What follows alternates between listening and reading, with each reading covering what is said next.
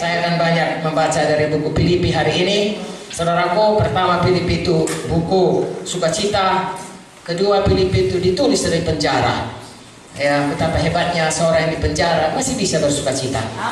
Kita di sini tidak ada yang penjara, kita harusnya lebih bersukacita. Amin, saudaraku.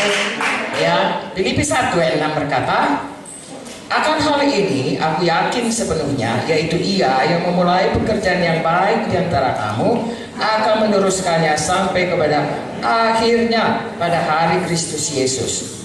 Ini kepalanya ucapan syukur dan doa Paulus. Jadi memulai suratnya kepada Filipi dengan berkata, Tuhan mulai baik, Tuhan akan meneruskannya sampai pada akhirnya. Jadilah ini kepada kita. Ya, yang lalu saudara mulai dari saudara selamat, itu sudah permulaan yang paling baik. Seterusnya sampai tadi malam, itu juga permulaan yang baik. Hari ini akan ditambahkan Tuhan lagi, ya, dibangun Tuhan terus kita sampai pada kehendak Tuhan. Dan kalau kita baca Filipi 3 ayat 13-14, saya loncat saja saudaraku. Filipi 2 mengenai Tuhan Yesus. Oke, Filipi 3 13-14 berkata, apa yang harus kita lakukan?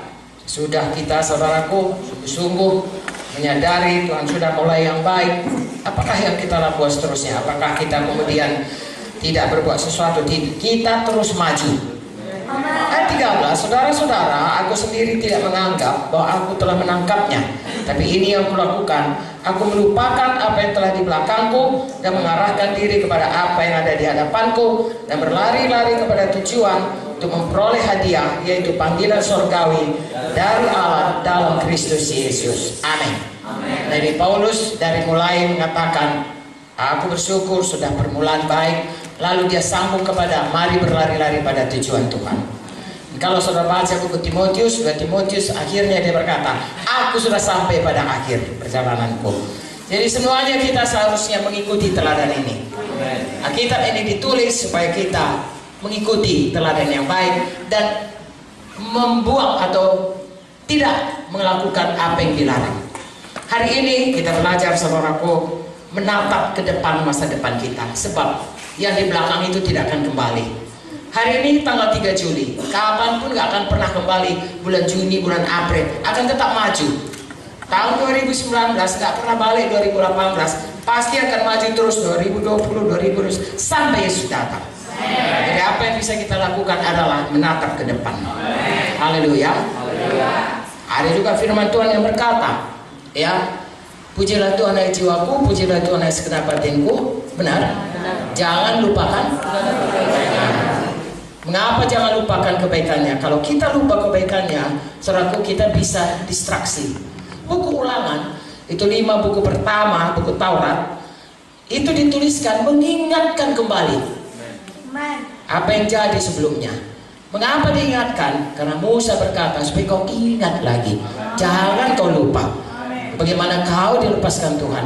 Dan kalau kau kaya, jangan kau pikir itu karena kau, tetapi karena Tuhan yang menjadikannya.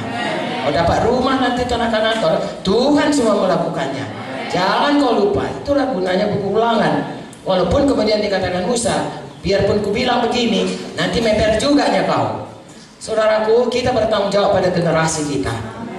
Musa bertanggung jawab pada generasinya, Joshua pada generasinya. Saudara baca Alkitab, sesudah generasi Joshua, hakim-hakim, orang Israel mundur dari jalan Tuhan. Sebenarnya saya sudah lewat generasi, lintas generasi 77 tahun, ya. Kalau di Amerika itu rata-rata umur saudaraku sekarang ini 71, ya, laki-laki. Kalau wanita sekitar 80. Jadi saya sudah lintas generasi, ya, seuzur. Tapi firman Tuhan berkata, ya di luar bertambah tua, ya di dalam bertambah dibaharui. Haleluya. Maka dengan sukacita saya ada di sini dan berkata, saudaraku, yang lalu sudah berlalu, bagi kita menatap masa depan. Dan apa yang ditugaskan Tuhan pada generasi kita, tolong kerjakan. Tuhan berkata, aku menemukan seorang yang berkenan kepadaku, yaitu Daud, yang melakukan segala yang kulakukan. Dia berhasil pada generasinya.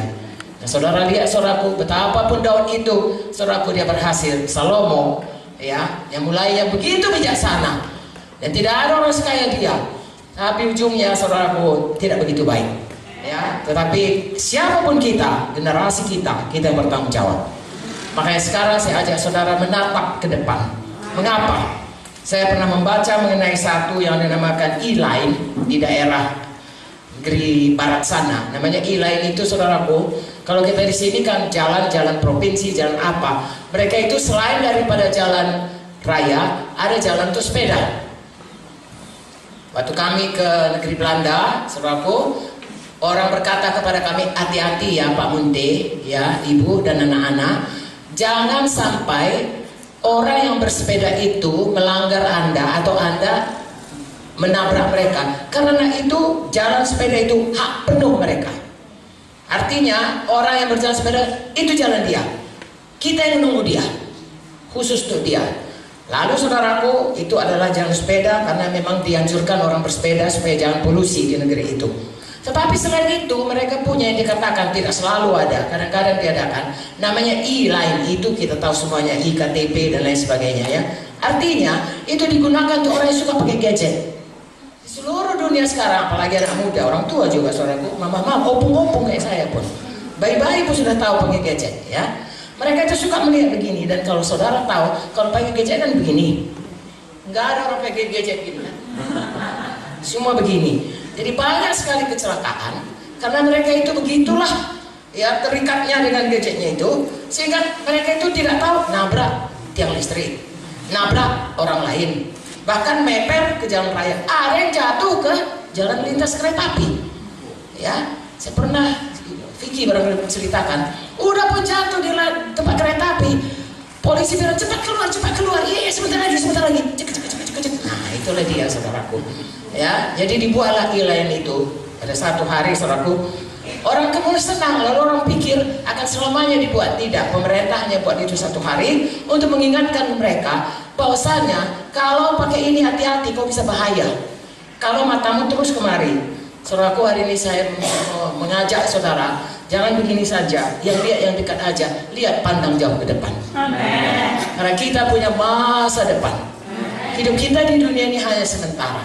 Puji Tuhan, kita selalu berkemenangan dan Tuhan mau kita hidup. Yohanes 10:10 berkata, Tuhan menyelamatkan kita supaya kita memiliki zoe kehidupan dan memilikinya dengan segala kelimpahan. Ya, itu bukan hanya di dunia ini, lepas dari dunia ini pun disediakan Tuhan. Itu sebabnya Matius 6:33 berkata, cari dahulu maka sekaliannya.